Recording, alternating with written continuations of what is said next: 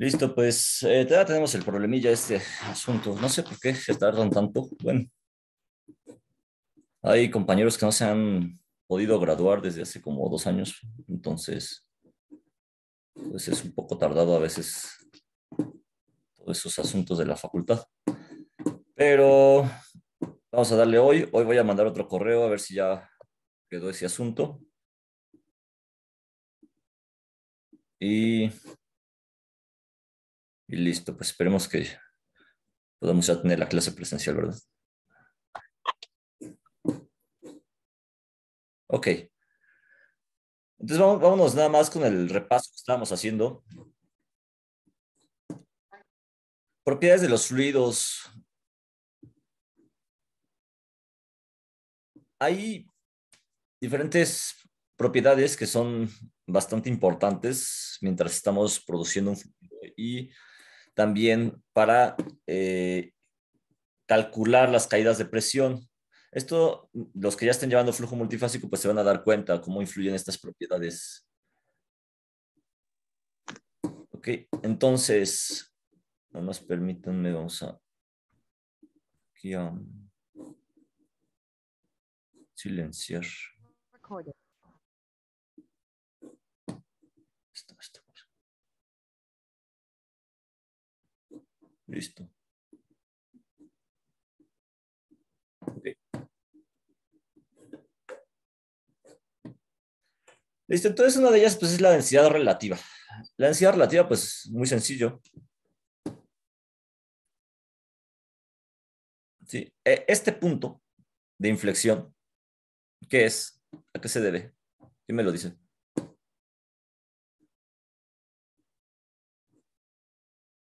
Este pequeño puntito. ¿Quién me puede explicar esta gráfica?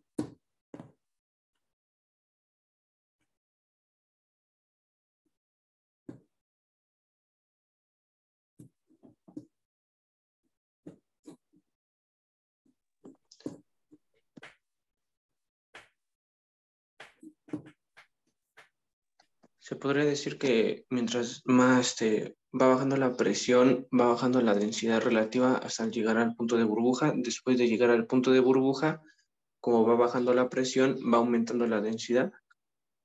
Así es, León Cruz. Sí, sigue, adelante. No, ya sería todo.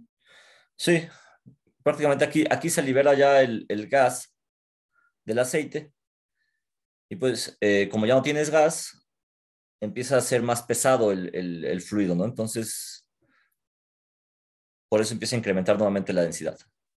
Y en cambio aquí, como el gas se empieza a expandir como si tuvieras un globo, bueno, la densidad empieza a disminuir también, ¿no? Ya una vez que empiezas a liberar ese gas, entonces ya ahora ese globo pues empieza a ser más pequeño, entonces empieza a ser más denso, ¿no? Listo, pues tenemos diferentes tipos de aceites. Estos se dividen en grados API. Hay que recordar que los grados API están en función también de la densidad relativa. Y bueno, dependiendo de eso es pues la clasificación que nosotros le vamos a dar, ¿no? Ya sea pesado, ligero, superligero, etcétera. ¿Ok? Aquí falta uno.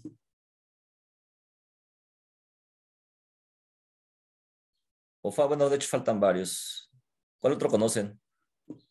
Está el Maya, el Istmo, el Olmeca. Pero en México tenemos otro más, también ¿El famoso. combinado? Uh, hay uno, no sé si te refieres a la mezcla mexicana como tal. La mezcla mexicana, pues es un conjunto de una mezcla, como su nombre lo dice, de diferentes tipos de aceites. Entre ellos el aceite Maya y el aceite, pues un Olmeca, ¿no? Y esto nos da la mezcla mexicana. Esto es lo que se va a usar para exportación. Es decir, el campo mayor productor de México, ¿cuál es? ¿Cuál creen ustedes que sea? Ya no es el Cantarell, o sea, Cantarell fue hace muchos años, ya ni siquiera figura en el top 10 de los campos mexicanos, pero hay un campo que es el que tiene la mayor producción hoy en día. ¿Cuál es? Kumalupsap. Así es, Kumalopsap. Kumalopsap es el que está produciendo más hoy en día. Sin embargo, produce aceite, el Maya, 22 grados API. Entonces, para que tú lo puedas vender más caro, necesitas tener siempre, cuando vas a exportar, necesitas tener buena calidad en el aceite, pero también necesitas tener un grado API alto, ¿no? Por ejemplo, un condensado es mucho más caro que un aceite Maya, totalmente, porque el condensado va a estar arriba de los 39 grados API. Y luego, si tienes pocas impurezas, por ejemplo, si tienes poco ácido sulfídrico, si tienes poco CO2, si tienes poca salinidad, entonces va a ser todavía más caro. Por eso es que los condensados son tan caros. Entonces, este Maya se mezcla con otro aceite, que es súper ligero o ligero, y ese es el que se manda para exportación y es el que se le conoce como mezcla mexicana. Hay otro que se llama Istmo, que es este que está acá. Hay otro que se llama Altamira, este no está aquí en la lista, pero también es el aceite Altamira. Y aquí en México tenemos diferentes clasificaciones de aceite. Esos serían los 4 que podríamos tener, sin embargo hay más todavía. E incluso aquí tenemos extra pesado. El extra pesado está por debajo de los 10 grados API. La densidad del agua, nada más para que se den una idea, es de 10 grados API. Entonces, este valor de 10 es el que equivale al agua. Y de ahí para arriba, pues es algo menos denso que el agua. De ahí para abajo es algo más denso que el agua. Entonces, si algo es más denso que el agua, ¿qué le pasa al aceite? Cuando vamos a suponer que haya alguna producción de aceite y se quede flotando en el agua, o si es menos denso, y si es más denso, ¿qué pasaría?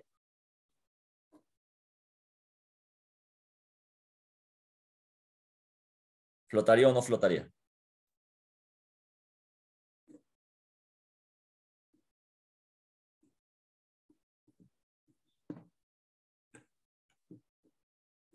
Ok, entonces eso lo tendrán que investigar ustedes. Y listo, vamos a seguir con el factor de compresibilidad. El factor de compresibilidad Z es simplemente lo que nos da este comportamiento de si es un gas real o es un gas ideal. Este factor Z pues nos da siempre el comportamiento, nos va a definir si es un gas real. Y bueno, pues dependiendo, en la medida que va bajando la presión, pues va bajando, va también modificándose este factor de compresibilidad. Es decir, se vuelve menos compresible, ¿verdad? Hasta cierta presión. Llega un punto en el que las moléculas empiezan a separarse nuevamente, empieza a tener esta interacción y vuelve a incrementar, ¿no? Al punto de burbuja.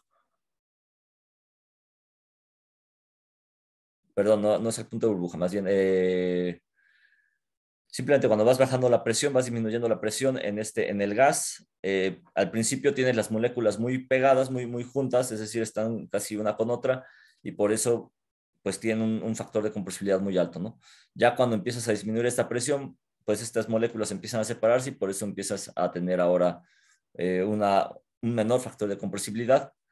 Y luego ya con el cambio que vuelves a tener en la presión, pues estas moléculas otra vez empiezan a comportarse de otra manera y empieza a incrementar ligeramente el factor de compresibilidad. El factor de volumen, partes de este punto, del punto más alto, es decir, vamos a suponer que sea el punto de yacimiento, la presión del yacimiento, y en la medida que tú vas disminuyendo la presión, este factor de volumen empieza a incrementar. ¿Por qué empieza a incrementar? Pues porque el gas que tiene disuelto el aceite también empieza a expandirse sin liberarse, igualmente como si tuvieras un globo.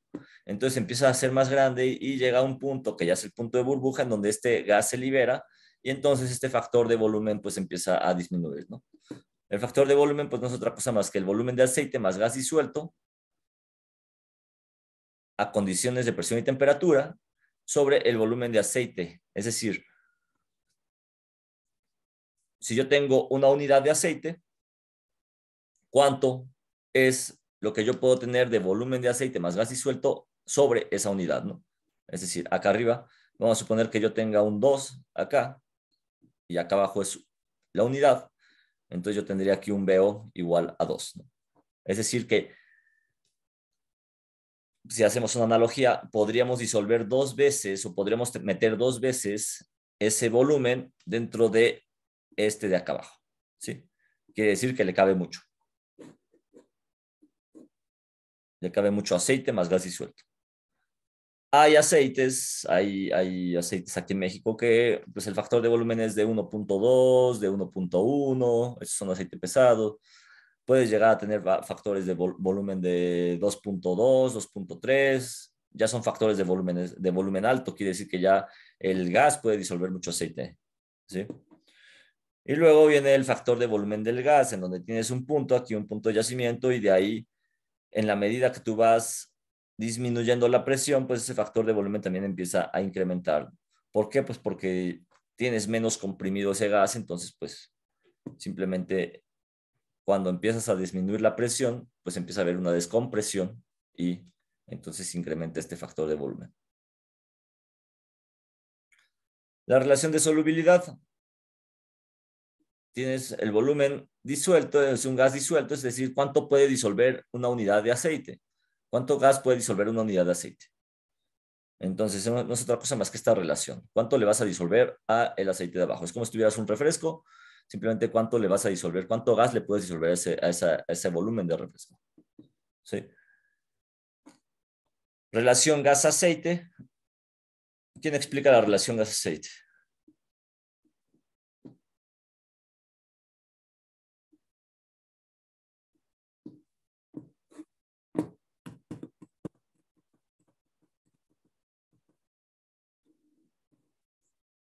Nadie. Ok. Vamos a la siguiente. Viscosidad. ¿Quién me explica lo que es la viscosidad? La viscosidad del aceite.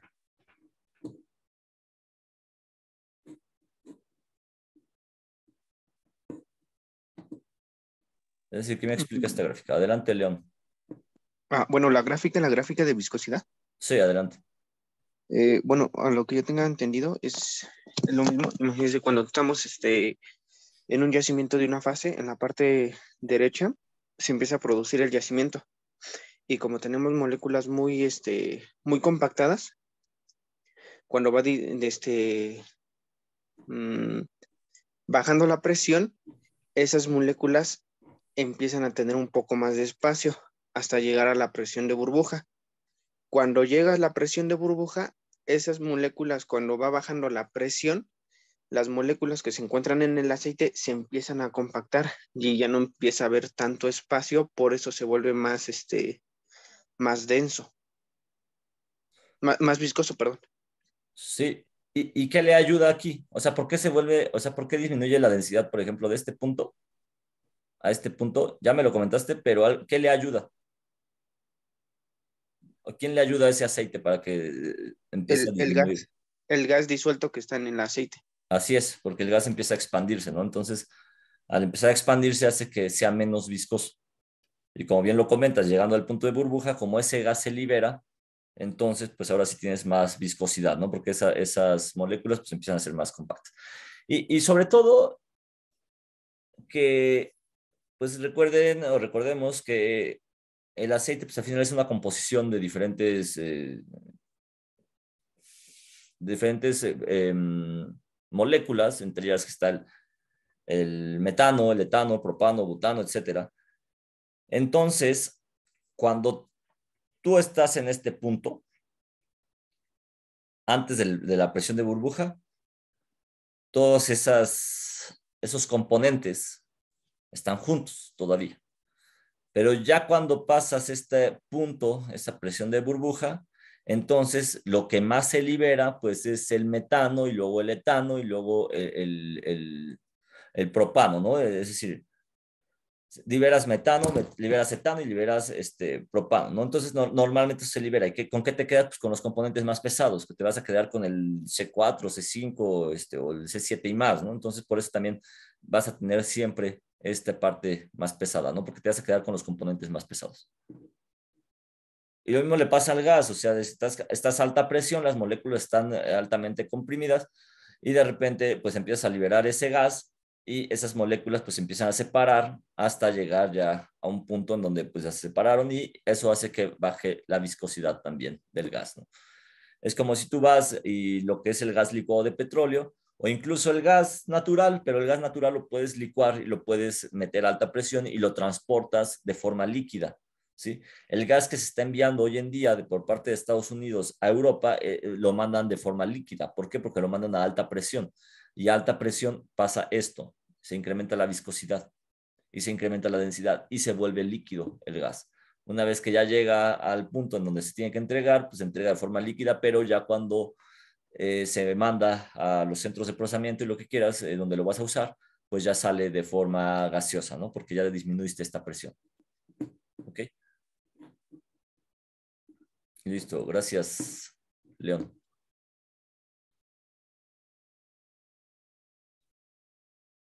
Y entonces, hubo autores, hay autores, estos los vieron en su materia de propiedades de los fluidos, y estos autores decidieron desarrollar correlaciones para poder estimar diferentes propiedades de los fluidos, entre ellas la relación de solubilidad, el factor de volumen, la compresibilidad, la viscosidad, el punto de burbuja, etc. Estos autores se llaman Standing, Vázquez, Einstein y Lassater. ¿Ok? Ellos tomaron diferentes crudos de diferentes partes del mundo, cada uno donde estaba ubicado, y por ejemplo, Einstein dijo, ¿sabes qué? Pues yo tomo del Mar del Norte y voy a hacer unas correlaciones para aceite volátil. Es decir, que todas las correlaciones van a estar acotadas a cierto rango. ¿Ok? Por ejemplo, Lassater. Dice Lassater, bueno, yo tomo aceites de Canadá, de Estados Unidos y de América del Sur. Entonces, el rango de esta correlación se va a acotar. Por ejemplo, es aplicable para cuando tienes aceites con API entre 10 y 20, ¿no? Por así decirlo. Es un ejemplo nada más, ¿no? Y luego Einstein que dice, no, pues, ¿sabes qué? Yo tomo aceites del Mar del Norte, el aceite es más pesado, entonces a lo mejor es aplicable para aceites entre 10 y 18 API o 20 API, ¿no? Y luego dice Vázquez, ¿sabes qué? Pues los aceites que yo tomé son más ligeros y entonces es aplicable para aceites de 18 API a 40 API, ¿no? O sea, tiene un grado de aplicabilidad para aceites más ligeros, etcétera, ¿no? Así es como se definen estas correlaciones. Y así es como se fueron desarrollando. ¿Ok? Esto nada más es un ejemplo de un resumen PVT. Cuando ustedes llegan a ver el reporte de un PVT, así lo van a encontrar. Que les dice a qué presión lo mediste, a qué temperatura lo mediste, cuál es la presión de saturación calculada. Y bueno, a partir de ahí, pues ya vas a encontrar diferentes propiedades. ¿Ok? Esta es una tabla muy sencilla.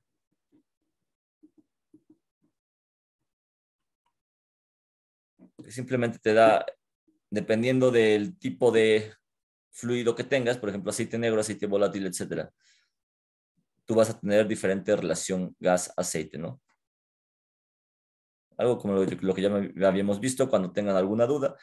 Normalmente, cuando tengan alguna duda, bueno, ya hagan referencia a esta tabla, pero normalmente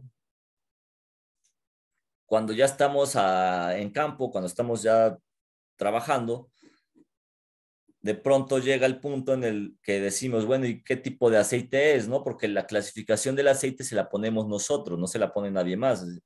Entonces vamos a suponer que tú eres el ingeniero de producción y yo te digo, ¿sabes qué?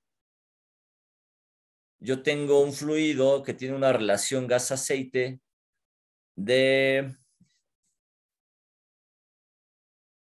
2000 metro cúbico. ¿Qué clasificación le darías?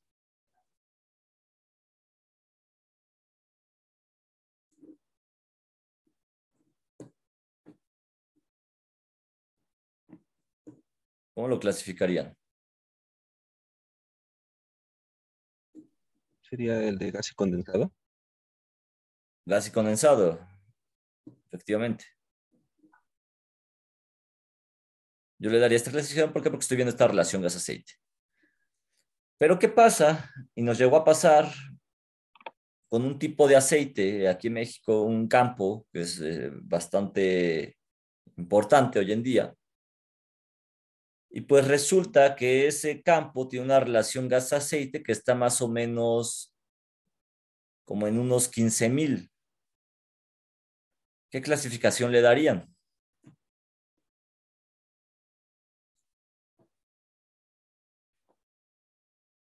¿Gas húmedo?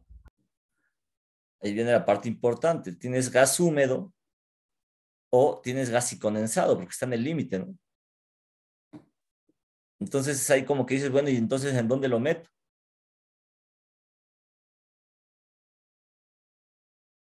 Entonces, el campo produce condensados, pero el gas húmedo también produce condensados. Y el gas y condensado también produce condensados. Entonces, ¿en dónde lo ponemos? ¿Y por qué es importante aquí clasificarlo correctamente? O más bien, si un punto es bueno, o más bien, es importante clasificarlo de una manera adecuada. Y esto, bueno, ya cuando se ve el PBT y ves las diferentes propiedades que tienen, porque lo mandas al laboratorio y dices, bueno, ¿sabes qué? Creo que sí es gas y condensado y ya lo metes como gas y condensado. O dices, ¿sabes qué? Pues tiende más a ser un gas húmedo, bueno, lo clasificamos como gas húmedo. Pero ¿en dónde impactaría esta clasificación? Es decir, ¿por qué me interesaría tanto a mí, digamos, como empresa, meterlo a una clasificación de gas y condensado o una clasificación de gas húmedo?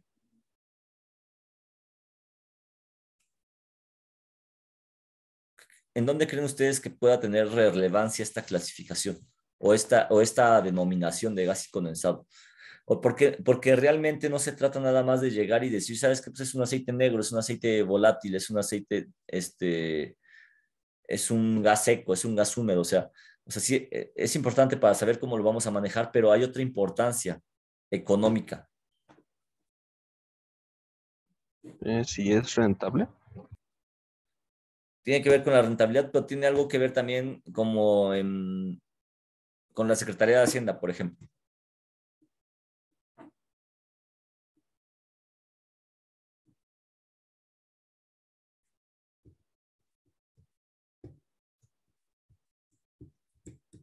¿Qué creen ustedes que sea?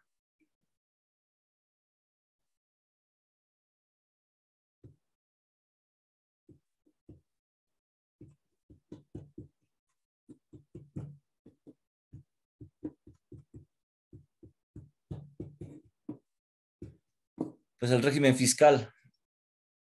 El régimen fiscal es importante cuando tú clasificas un tipo de yacimiento por el tipo de impuestos, por el tipo de regalías que tú le vas a dar al Estado. Eso es bastante importante. A lo mejor todavía no llevan materias de este tipo, pero cuando usted las empiezan a llevar, lo que es evaluación de proyectos, cuando es economía de los hidrocarburos, cuando lleven también ingeniería económica. Es decir, estas materias son para eso. Y a lo mejor no les damos tanta importancia a veces porque no sabemos, en ingeniería petrolera a veces desconocemos esto y las obviamos un poco. Sin embargo, son bastante importantes porque al final el petróleo es dinero. El petróleo es un negocio que es el más rentable a nivel internacional cuando el precio está alto, evidentemente, y cuando el precio está bajo, sigue siendo rentable, pero pues, a lo mejor con menos ganancia, pero al final son ganancias millonarias. Y es curioso porque cuando me ha tocado trabajar con compañeros que pues a lo mejor nunca han estado en la parte del petróleo y de repente pues vienen de empresas o vienen de otras dependencias gubernamentales en donde las inversiones, pues vamos a hablar de unos 50 millones de pesos, 20 millones de pesos. En algunas dependencias, por ejemplo, las dependencias que son académicas, no sé,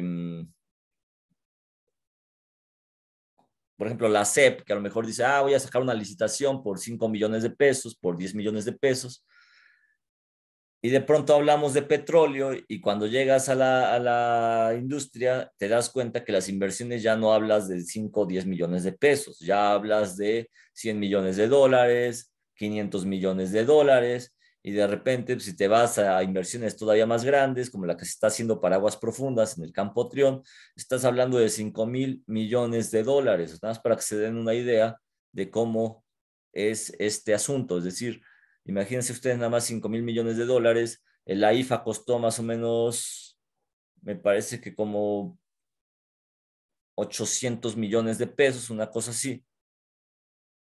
Y tú hablas de millones de dólares, o simplemente esta refinería que se está construyendo, la refinería en Dos Bocas, pues está costando alrededor de 10.000 millones de dólares. Es una cantidad exorbitante, ¿sí? Cuando hablamos de petróleo estamos hablando de millones de dólares, no estamos hablando de cualquier cosa.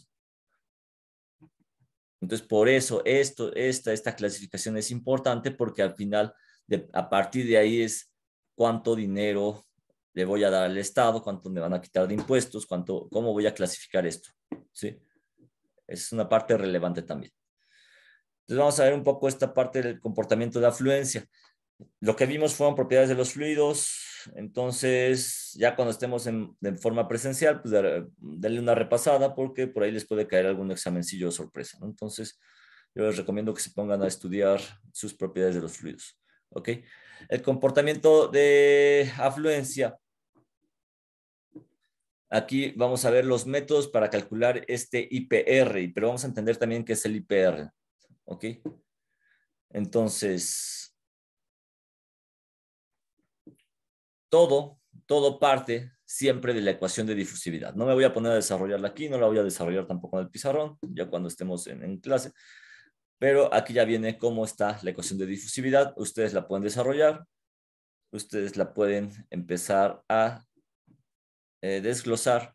Ya viene, pues esto es el día a día en ingeniería de yacimientos. Entonces, al final, toda esta ecuación de difusividad y todo este desarrollo tiene un objetivo. Y el objetivo es llegar a una ecuación para flujo radial que nos permita calcular cuál es la caída de presión del yacimiento y cuál es el comportamiento del gasto de producción respecto de esta caída de presión en el yacimiento, que involucra las propiedades de la roca, ¿sí? Y entonces, ¿a qué llegamos? A una ecuacióncita que está por acá. Déjame verla. He ubicado. Esta es para flujo estacionario. Esta ecuación o este modelo parte de la ecuación de difusividad.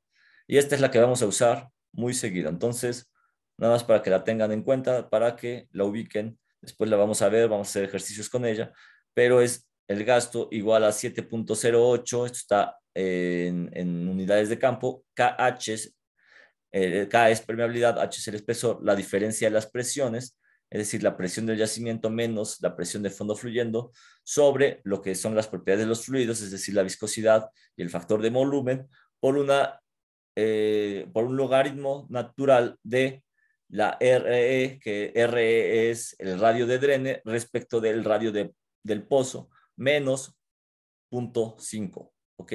Entonces, esto lo vamos a ver, pero esto partió, evidentemente, pues de lo que fue la ecuación de difusividad, ¿no? Entonces, para que lo vayan considerando más adelante. ¿Listo? ¿Y qué ocurre? Pues vamos a ver aquí también rápidamente lo que son las geometrías de flujo. ¿Cómo se va a entender esto? Yo tengo un yacimiento, bajo y disparo esa tubería de revestimiento para comunicar mi yacimiento con la superficie. Pero yo disparé, por ejemplo, esto es todo el intervalo. ¿Sí? Aquí yo disparé todo el intervalo y el comportamiento que voy a tener para este periodo de flujo o esta geometría de flujo, este flujo radial, observen cómo las líneas son completamente perpendiculares a lo que es el pozo. Pero ¿qué ocurre si yo no lo logro disparar completamente? Y esto llega a pasar. Entonces, si yo no lo disparo completamente, aquí arriba, pues yo no tengo todos los disparos ni aquí abajo. Entonces, ¿qué pasa? Pues hay un flujo convergente. Así le vamos a llamar flujo convergente, ¿sí? Observen, en una parte son líneas de flujo horizontales y luego un flujo convergente, ¿ok? ¿Por qué? Porque no está completamente disparado. Este flujo lineal se da en pozos horizontales, por eso está de este comportamiento, es decir, es perpendicular al pozo nuevamente. Sin embargo, aquí pues depende mucho ya de la permeabilidad también que tengamos, permeabilidad vertical, pero el flujo en este comportamiento es para un pozo horizontal. Hay que tomar en cuenta otra cosa. Pudiera ser, yo disparo aquí y tengo un flujo lineal, sin embargo, si tengo la matriz que está almacenando el hidrocarburo, vamos a suponer que sea compacta, podría yo tener un flujo radial y cuando voy a entrar hacia el pozo, entonces ya tengo un flujo lineal, es decir, puedo tener dos tipos de flujo en un pozo, ¿ok? Como esto. Aquí tenemos una geometría de flujo elíptica, también es para un pozo horizontal. Sin embargo, tengo flujo en las esquinas, bueno, en la orilla del pozo, lo que es el tailback, y también tengo estas geometrías aquí lineales. Para otro pozo, un pozo vertical, aquí no disparé completamente mi intervalo productor, solo disparé la parte de arriba. Y entonces aquí puedo tener una geometría semiesférica. ¿Y por qué podría pasar esto de disparar solamente la parte de arriba? Porque a lo mejor, no sabemos, hay intervalos muy grandes. Pero si hay un intervalo muy grande, también podríamos tener un acuífero asociado en algún campo. Si yo disparo completamente el intervalo y quedo muy cerca del contacto agua-aceite, pues voy a generar que haya producción de agua hacia el yacimiento o hacia el pozo. Entonces, para evitar este tipo de situaciones, lo que hago es disparar nada más arriba del intervalo, es decir, en la parte superior, para evitar que vaya a tener alguna producción de agua. ¿Sí? La geometría esférica, pues es algo similar, solamente que aquí se disparó la parte en medio del yacimiento. ¿Ok? Entonces, pues esas son geometrías de flujo, son periodos de flujo que se pueden presentar en los pozos. ¿Se puede presentar una? Sí. ¿Se pueden presentar dos? Sí. Tres, quizás. Normalmente se pueden presentar dos. Hasta flujo bilineal puede haber, ¿no? La interpretación de este tipo de geometrías pues es importante, es interesante. Y mucho de ello se usa con well testing. Aquí en la materia vamos a ver algunas aplicaciones de pruebas de presión, pero no vamos a ver tantas. Esto ya se verá en caracterización dinámica cuando empiecen a llevar la materia. ¿Ok? Y luego vamos a entrar a los regímenes de flujo. Vamos a tener tres tipos. El estacionario tiene una variación de la presión respecto al tiempo igual a cero. Esto es importante entenderlo, ¿sí? Luego el pseudoestacionario. La variación de la presión respecto al tiempo es constante. Es decir, en este estacionario, si yo tengo un acuífero que está empujando muy fuerte, me va a evitar que haya una caída de presión. Entonces, ahí es en donde yo digo, sabes que la variación de la presión respecto al tiempo es a cero, es igual a cero. Yo puedo tener una presión, por ejemplo, de 5,000 PSI y eso lo voy a tener en toda la explotación, en todo el tiempo de explotación de ese campo. Va a ser más fácil que el agua empiece a invadir el pozo a que se me decline esta presión. ¿Por qué? Porque a lo mejor tengo un acuífero con un alto empuje, ¿sí? En el estado pseudoestacionario, la variación de la presión respecto al tiempo es constante, es decir, que a lo mejor ese acuífero no es tan fuerte, no logra mantener la presión o simplemente no hay un acuífero y vamos a suponer que tenemos aquí una presión de 5,000 PSI, pero pues está declinando unos 100 PSI cada 2 meses. Entonces, hay una disminución constante, pero bien conocida, es decir, controlable, en donde dice, ¿sabes qué? El delta P respecto al T es de 100 PSI por cada 6 meses, ¿no? Es decir, hay una variación de la presión respecto al tiempo, conocida y constante. Y en el régimen transitorio, definitivamente, tú puedes tener ahorita 500 PSI, digo, 5000 PSI, y de pronto ya tienes 4500 PSI, pero pasa unas cuantas horas o pasan unos cuantos días, y entonces ya tienes 4800 PSI y está oscilando la presión. Eso es un régimen transitorio. La variación de la presión respecto al tiempo es variable. ¿Ok? Entonces veamos aquí el flujo estacionario. Observen cómo siempre regresa a la presión. Es decir, yo estoy en este punto. Si yo cerrara el pozo de la presión de fondo fluyendo, yo volvería a regresar a la presión de mi yacimiento. Siempre estaría regresando a la misma presión. Si yo extendiera esta PW5, seguiría subiendo, seguiría subiendo, seguiría subiendo hasta llegar a esta presión inicial. ¿Sí? Aquí lo único que tendríamos variable sería el radio, es decir, esto es el radio. Entonces, yo tengo una presión, yo cierro mi pozo aquí y voy a recuperar nuevamente esta presión, pero con un radio cada vez más alejado, ¿no? Para el periodo estacionario, aquí la variación de la presión es constante respecto al tiempo, como lo habíamos dicho. Sin embargo, también la variación de la presión respecto al radio pues es variable, ¿no? Esto siempre y cuando yo mantenga un gasto constante. Es decir, yo llego y digo, ¿sabes qué? Pues yo voy a mantener un gasto de 5,000 barriles. Siempre y que yo mantenga estos 5,000 barriles, yo voy a tener una variación de la presión de fondo fluyendo constante. Es decir, esto va a ir bajando. A lo mejor ahorita tengo una presión de fondo fluyendo de 1000, al rato tengo una presión de fondo fluyendo de 2000, pero esto va a ir bajando de forma gradual. ¿Ok? Y observemos cómo se ve en el régimen transitorio.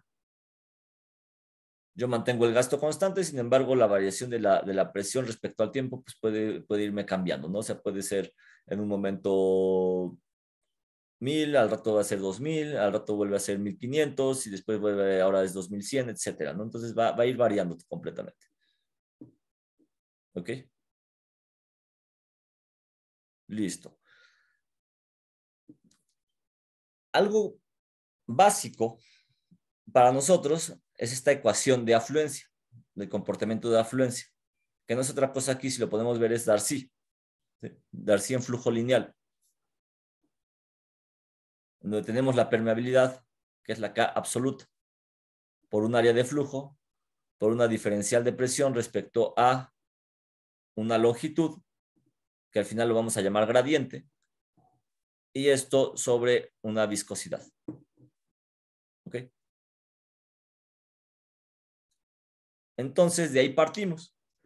Que Darcy dice, ¿sabes qué? Si yo le inyecto a este cuerpo un gasto, una unidad conocida, yo lo voy a hacer pasar a través de un área y entonces conozco la presión que va a estar aquí y lo que quiero calcular es cuál es la siguiente presión que yo también la puedo medir, ¿no? Entonces lo hago pasar y conozco la longitud, hago pasar ese gasto, el gasto va a ser constante, sin embargo, pues la presión va a ir variando.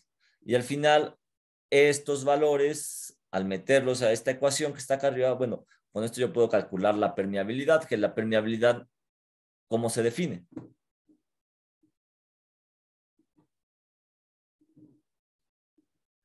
Como la propiedad de fluir, de fluir en una roca. Así es, Alarcón, o de un cuerpo, es decir, la facilidad que tiene un cuerpo de permitir el paso del flujo, ¿no? Es decir, si yo veo una pared, por ejemplo, y trato de hacer pasar agua a través de esa pared, no se va a poder, la permeabilidad es cero completamente. Sin embargo, pues el medio poroso, un yacimiento, pues completamente tiene diferentes propiedades a una pared normal, ¿no? Porque sí tiene porosidad y tiene estos poros conectados, ¿no? Interconectados. Y luego, esta ecuación en flujo lineal, pues yo la puedo llevar también a flujo radial. ¿Qué es lo que hago? El área la paso a un radio. Entonces, por eso área igual a 2pi RH. ¿Sí? Y entonces, pues hago simplemente la conversión de unidades, o bueno, más bien la sustitución de estas variables, las pongo en la ecuación y saco esta diferencial de presión. Y bueno, al final nada más llevo de PWF a E, integro y hago todo aquí, todo mi rollo. Lo tienen aquí en la presentación. Y al final yo llego a esta otra ecuación, que es la ecuación de flujo radial, que es la que les había explicado hace rato con la ecuación de difusividad. ¿Sí? Y así es como yo puedo calcular también la caída de presión o el gasto que yo voy a tener respecto de una caída de presión en un medio poroso. ¿Sí? Esta es la ecuación que vamos a utilizar mucho. Estas dos ecuaciones, la que yo les mostré y esta que les estoy mostrando en este momento, son para aceite bajo saturado, es decir, cuando tenemos una sola fase. ¿Sí? Eso para que lo tomen en cuenta cuando ya empecemos a hacer los ejercicios. ¿Ok? Y listo. Entonces ahora sí, vamos a meternos a lo que es el índice de productividad. A ver, ¿cómo está esta cosa? Ok, el índice de productividad. Vamos a ver rápidamente esto. El índice de productividad lo vamos a dividir en dos partes. Bajo saturado y saturado. Es decir, bajo saturado cuando estamos todavía arriba de la presión de burbuja. Es decir, solo tenemos una fase. Bajo saturado, recuerden que es cuando ya tenemos dos fases. Estamos abajo de la presión de burbuja. ¿Ok? Entonces, nosotros vamos a tener dos tipos de yacimientos. Bueno, hay muchos tipos de yacimientos, ¿no? Pero cuando nosotros tengamos un yacimiento de aceite, vamos primero a identificarlo y vamos a decir, ¿sabes qué es bajo saturado o es saturado? Entonces, a partir de ahí decimos, ¿sabes qué? Suponiendo es bajo saturado. Ok, ¿ahora qué sigue? Ahora sigue saber y conocer cuál es el índice de productividad que tiene. ¿Y a qué nos referimos con este índice de productividad? Lo que dice es cuánto gasto me puedes dar por cada batimiento de presión. ¿Sí? ¿Y eso para qué es? Pues para conocer el potencial de ese pozo o de ese yacimiento, es decir, cuánto me puedes dar de producción. Un campo, por ejemplo, en Chicontepec o en el ATG, pues difícilmente tiene índices de productividad mayores a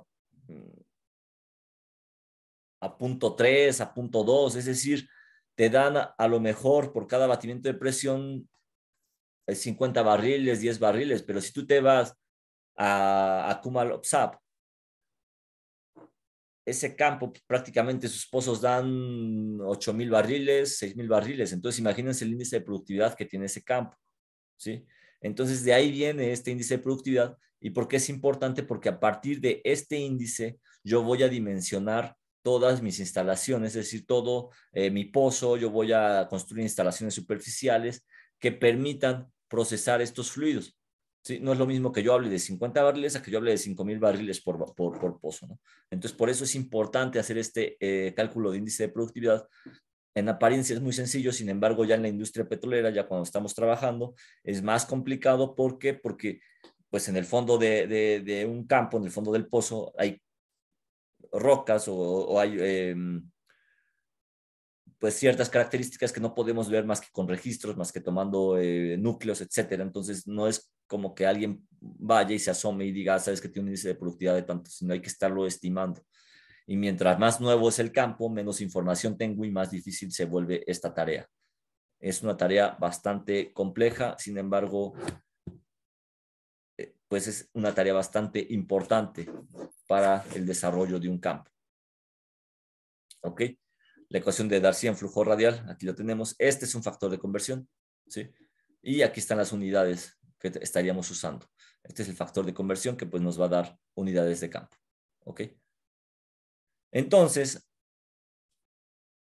aquí es importante destacar que este índice de productividad, cuando hablamos de un yacimiento bajo saturado, pues es lineal. Esto no lo olviden. Tiene un comportamiento lineal. Cuando hablemos de un yacimiento saturado, vamos a ver el comportamiento después. ¿Listo? Entonces, aquí hay un ejercicio. Vamos a dejarle hasta aquí. Y el ejercicio lo resolvemos la próxima clase. ¿Ok?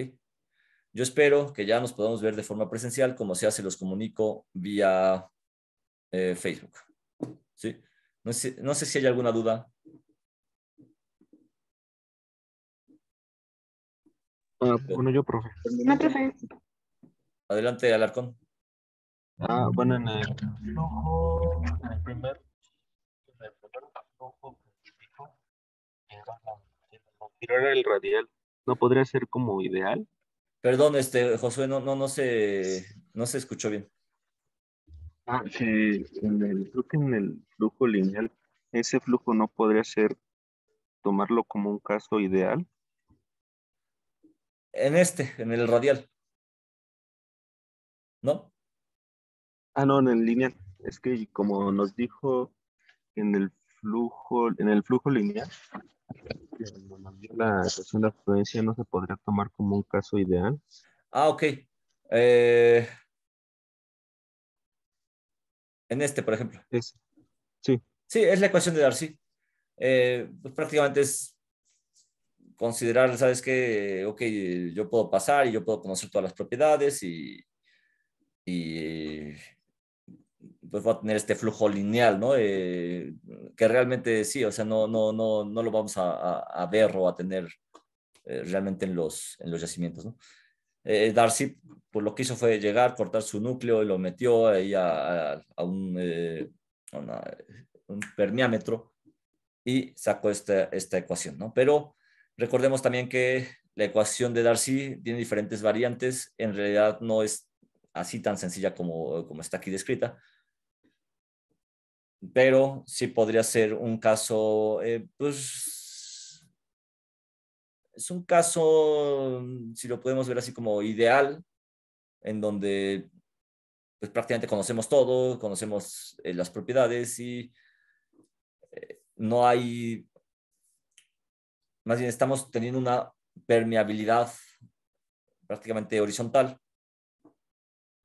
y conocemos todo cómo va a fluir, ¿no? Pero ya cuando estamos aplicándolo en la industria, pues de repente ya decimos, ¿sabes qué? Es un flujo radial, el comportamiento a lo mejor tiene un comportamiento bilineal, o pues estamos ahorita en bajo saturado, pero no se va, rápidamente se va a alcanzar la etapa de saturado, entonces pues empieza a ver como estas variables, ¿no? Pero siempre partimos a partir ¿verdad? La redundancia, siempre partimos de aquí y a partir de aquí es en donde empezamos a discretizar esta ecuación de difusividad. Ya cuando empezamos a ver los sí, perfecto. ejercicios, este ejercicio del índice de productividad, pues vamos a ir entendiendo cómo es la diferencia o cómo se va clasificando que si es bajo saturado, que si es saturado y cómo se va calculando este índice de productividad.